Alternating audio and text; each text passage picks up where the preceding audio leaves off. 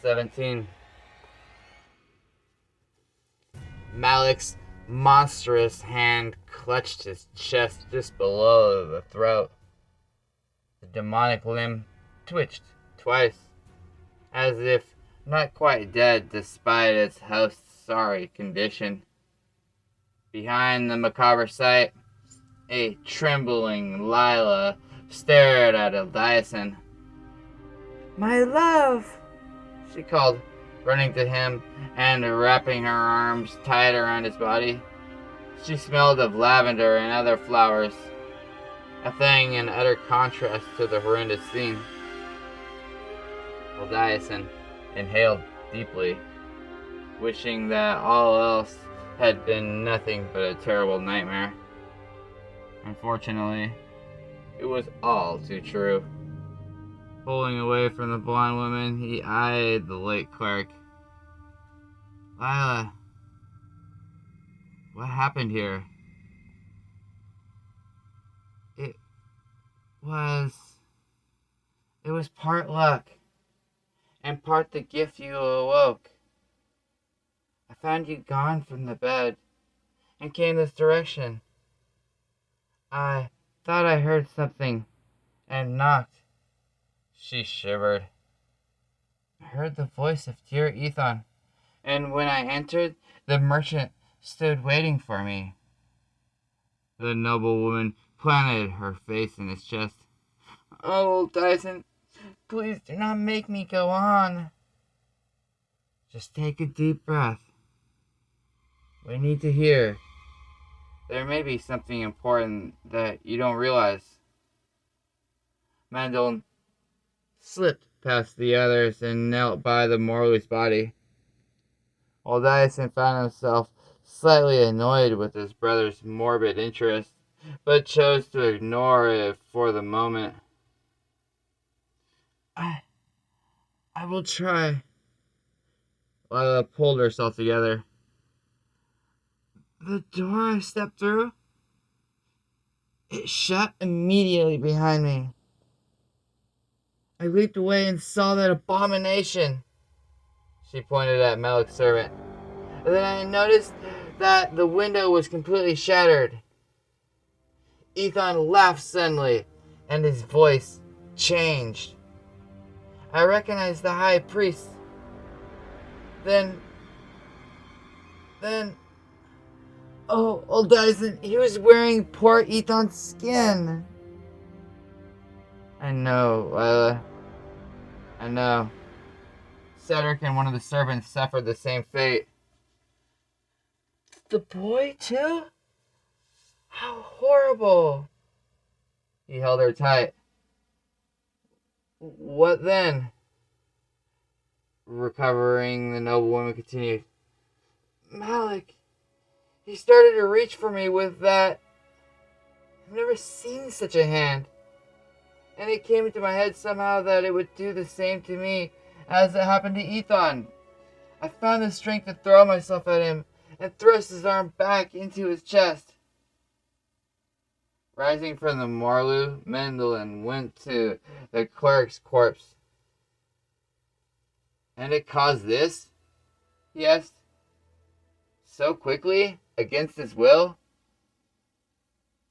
"It was as if someone tore off a cloth cover in order to unveil a new statue beneath. I will never forget it. He did not even have the time to scream, much less think."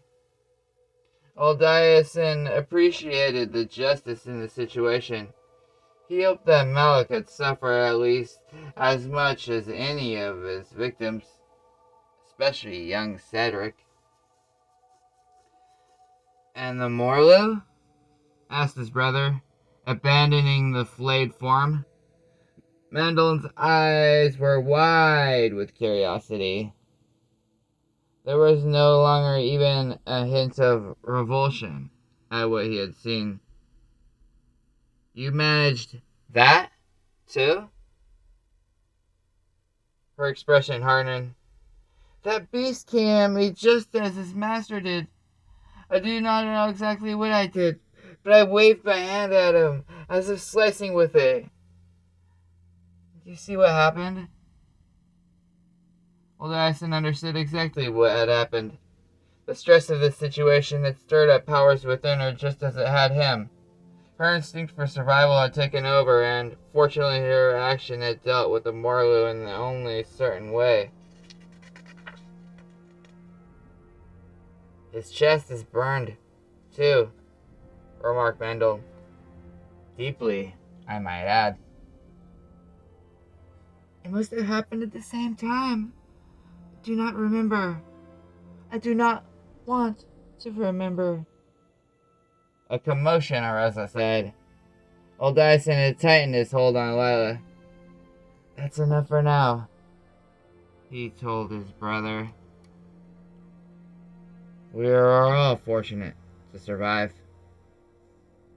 Mendel nodded, but then asked, Did you fight any others, Old Dyson? There are two outside. One buried deep in the ground, the other minus his head by the outer wall. With a nod, the studious figure abruptly walked out of the chamber. Old Dyson blinked, not certainly why that information should be so relevant to Mendel. A guard suddenly appeared at the doorway. He looked aghast at the sight. Master Ethan! Where is he? Master Ethan is dead. As is his son, explained Old Dyson. The bodies are hidden away somewhere. They'll look like this one, he added, pointing at Malik. By my soul! Master Old Dyson, what happened here? There was no time to start repeating the entire story. Evil, that's what's happened.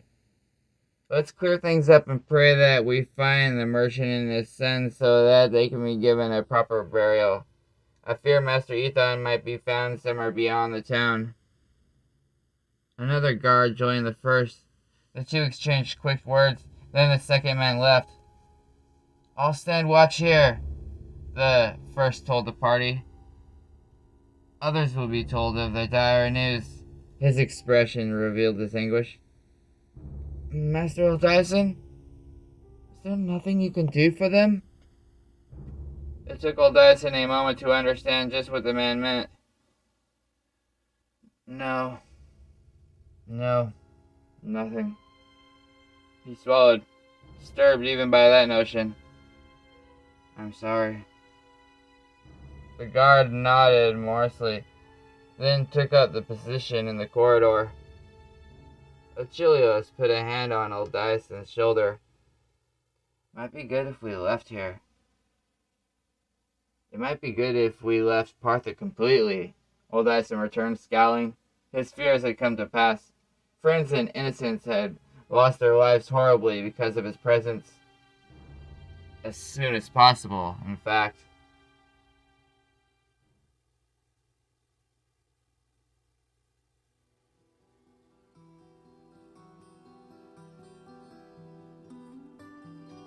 It did not take long to find the remains of Ethan's son. Cedric lay in his bed, the notion accepted by most, and pressed by Old Dyson, that the boy had died in his sleep. No one wanted to think otherwise. The corpses of the Morlu and the high priest were unceremoniously burned.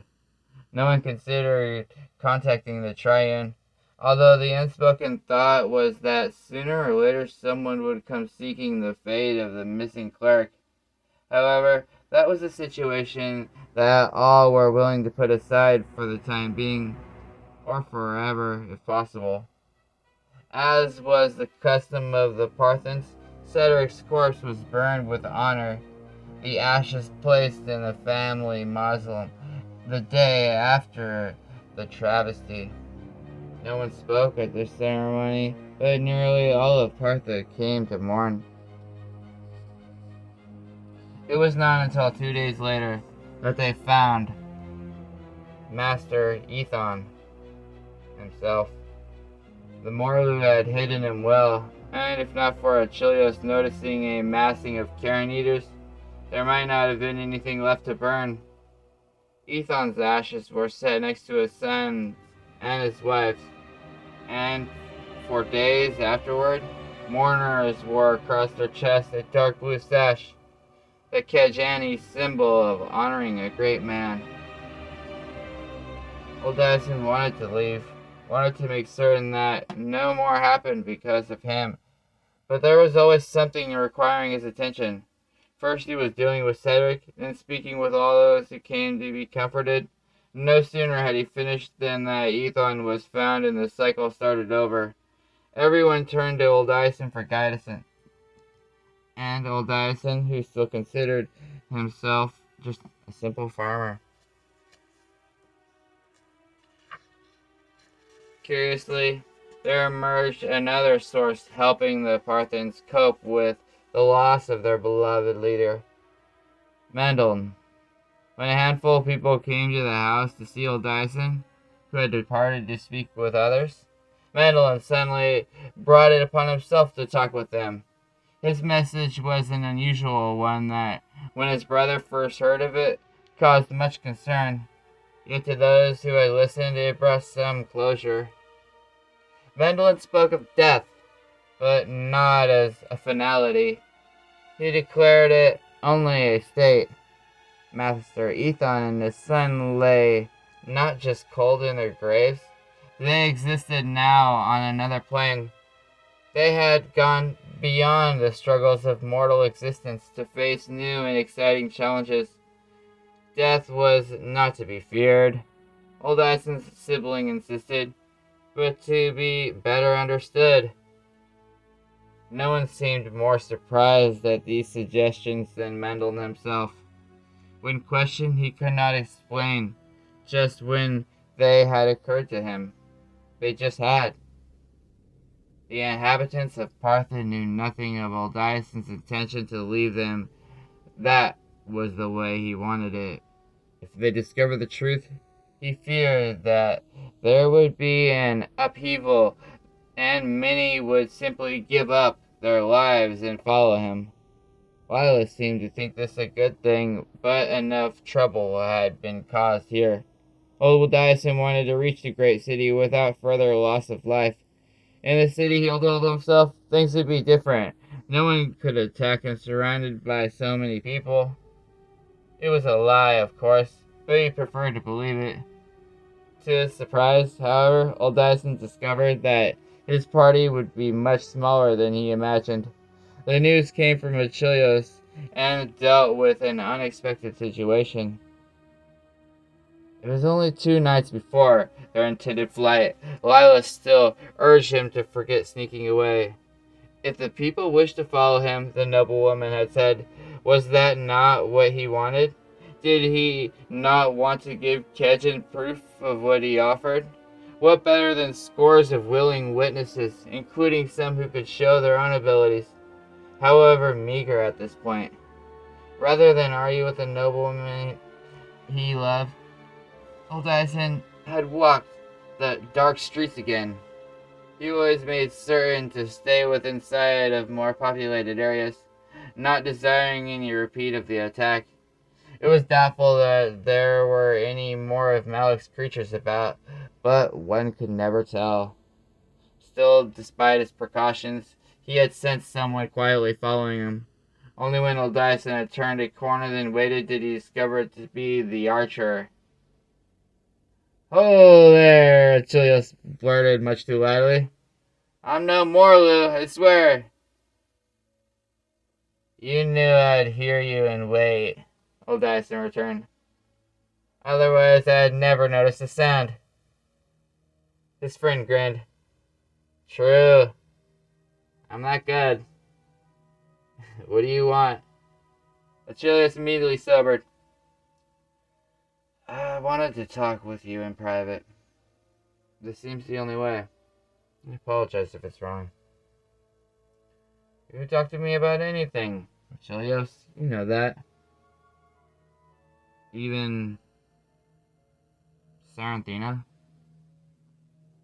Like Old Dyson, the hunter had always called Cyrus's daughter by the shortened version of her name. that he now called her differently made the farmer's brow arch. Saranthina? The other man cleared his throat. Never had old Dyson seen Achilles look so uncomfortable. She prefers that. What do you want? Old Dyson? All that there is between you and Lila, it remains strong. The course of the conversation began to make sense. As strong as the spring storms, as strong as a raging river. There's nothing between you and Saranthina. She's a beloved sister to me, old Dyson stated. Achilles managed a slight grin. But far more to me, you know that.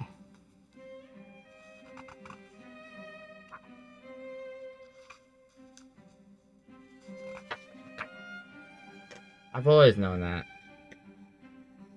This caused the archer to chuckle. Yes, I've been pretty obvious. Except maybe to her. She knew of that. Of that, old Dyson could swear. Saranthina had been no fool when it came to the love-struck Achilles. Now tell me what this is about. We've only got all night.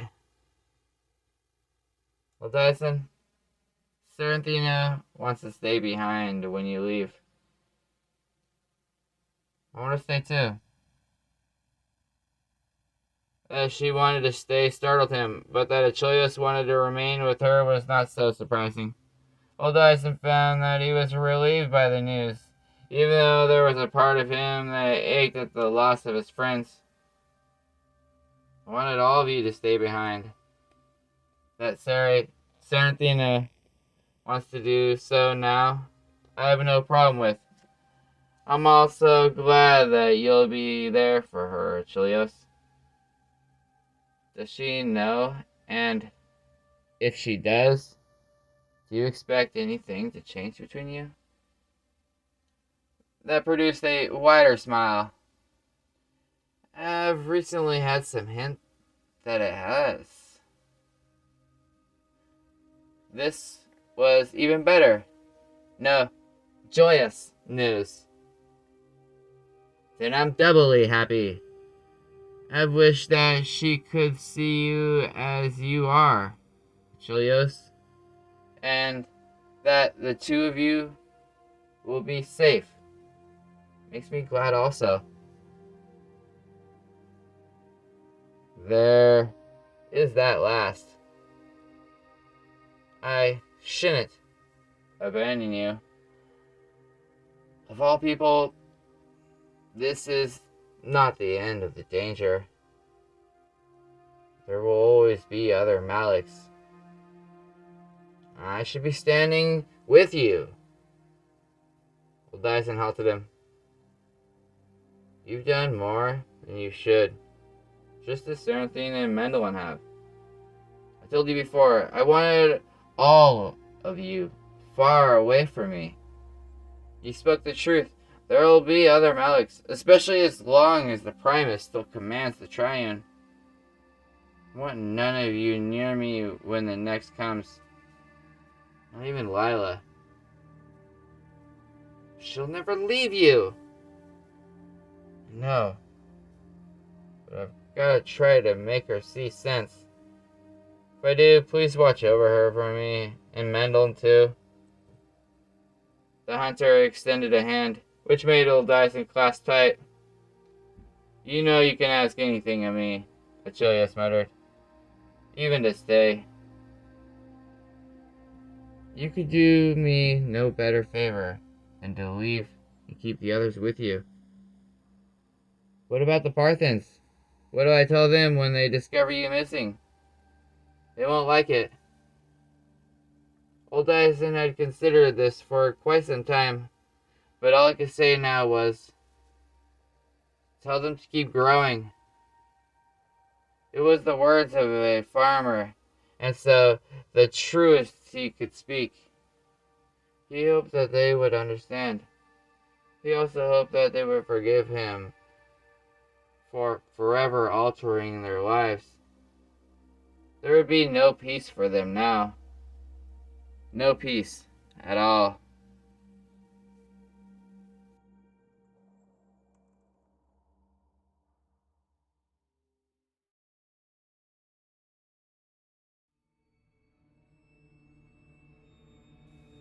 Mandel remained outwardly calm, but inside he was very much on edge. He had come to realize many truths in the past few days, but those had also opened up the road to 1,000 more unanswerable questions. He still had no idea what was becoming of him, save that it seemed sharply different from that affecting his brother or any of the rest. Their paths seemed pointed toward an expansion of life, a growth. His appeared fixed upon death. He did not entirely mind that. Not anymore, in truth. Manlin found himself more comfortable than at the beginning. So comfortable, in fact, that he could spend much time away from other people. The solitude and the shadows seemed to beckon him. There was someone watching over old Dyson's younger brother. Was yet to be revealed. That stirred Mandelin's curiosity in more ways than one. True, he wanted to know the other's identity. However, Mandelin also found it interesting that he did not fear the answer. And, by all rights, he should have. With his gradual understanding of things came dangers. Mandolin had always dressed a bit more subdued than old Dyson, but now he found he favored the colors of the calming night. He also noted how people treated him with more veneration, but also a little uncertainty. Everyone appeared to see the transformation slowly taking place, but the rest understood it even less than he did, and likely assumed it had to do with his brother's gift. Thinking that, they came to him for comfort concerning their lost leader, and he told them what he believed. To his relief, most took his words to heart, even if they did not completely understand what he truly meant. The shadows, more and more, became his companions. He began spending excessive time awake at night. It was at that point that Mandolin first started hearing the whispers. After 2 nights of listening, he finally became bold enough to try to follow them. And, sure enough, they led directly to the cemetery. This time, Mandolin did not hesitate to enter, despite the fact that there was no moon this eve and no stars. He was not in the least afraid, for what lay before him was not the mysterious, endless place of his vision, but merely the final repository for the locals' loved ones. As such, it was a location mostly of peace, of murmured thoughts, and eternal dreams. But there was something else, something far more ancient in the very center. The thing that stirred the whispers and enticed him forward. Mandolin had noticed that his night vision had grown acute of late. In truth, he felt he saw almost as well now as he did during the day. Even Achilles could not have matched him. He neared the area that felt the source. Here the whispers grew more pronounced.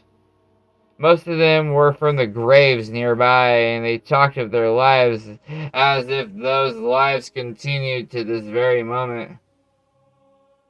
Must get the beans cooked, and the bread in the oven. The children need their shirts mended. That Mara breed is fine, Colt. Yes, indeed. Then I could sell it once it's old enough to Master Lanius. Pappy says not to go play by the river, but it sparkles, and the fishes dance in it. I'll just go and look at little, and I'll be real careful. On and on they went. If Benlin squinted, he even thought that he could see vague shapes above the graves, shapes resembling those whispering. But while all this fascinated him, it was not the reason for his presence here at this time. That had to do with what lay at the heart of the cemetery. Yet when old Dyson's brother first looked there, it was to see nothing but an overgrown old stone with faded markings. He leaned close. Disappointment filled him. The markings were in an old but legible script, not the ancient symbols for which he had hoped. Mandolin almost left, but suddenly recalled something else about this current location. It was the very same place where, in his vision, the huge winged statue had stood. That brought him back to the gravestone. With tentative fingers, he touched it where the name had been inscribed. A tremendous force tossed him back more than a yard. Mendelin landed against another stone, the collision jarring him. His vision blurred.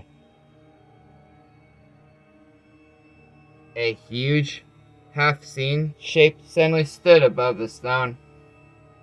It was nothing remotely human, but neither did it seem anything demonic in nature. Shadow and starlight. Starlight coming from somewhere other than the sky formed what was visible. When Mendelin thought a long muzzle like that of a reptile turned his way. You must stay with him, it intoned. The brother reveals the secret of the sister, and she will kill for it.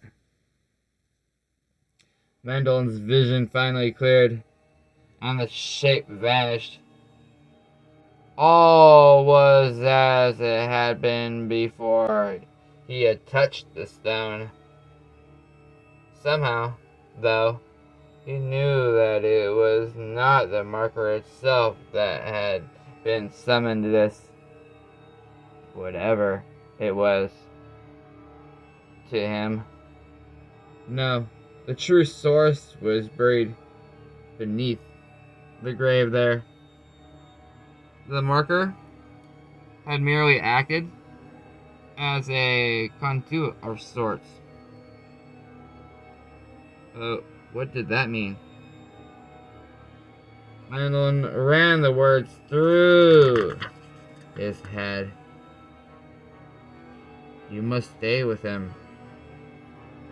The brother reveals the secret of the sister, and she will kill one for it. Brother. The sister. None of it made any sense to him, save that the shadow creature had warned him that death would come of some conflict between them. Oddly, this death disturbed Mendelin as none other had of late. It would cause even more terrible things to go into motion, he felt. You must stay with him. He jerked to his feet. The key lay there. the warning could refer only to one person. For who else would Mandolin first think of other than his brother? Oh, Tyson! He raced from the cemetery, urgency overwhelming his respect for his surroundings. Whatever the message spoke about would surely take place very soon. Very soon. If it had not already.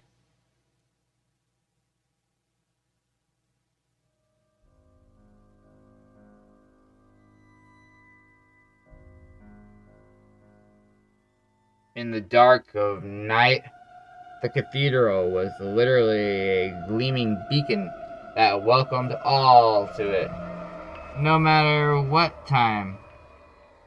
There was always someone to greet a late traveling pilgrim or a lost soul. The prophet had decreed it so, saying that the salvation of the masses could not cease merely because the day was over. The prophet could often be seen in those late hours, for Ananias did not require sleep. However, although he would have denied it, the angel did not grow restive, and so, unable to go out among the mortal throngs in his full glory and take up flight, he instead paced the length and breadth of the spiraled edifice, sometimes appearing where his followers least expected it. This night, the radiant youth stood at the top of the highest of the towers. From there, no one could overlook the landscape for mile and mile. It was as close as he could come to soaring through the sky. And Narius was not afraid, but he was cautious.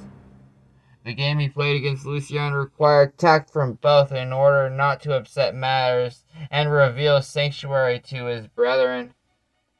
He felt more than adequate to handle the demon, even with Lucian able to summon all the might of the burning hells.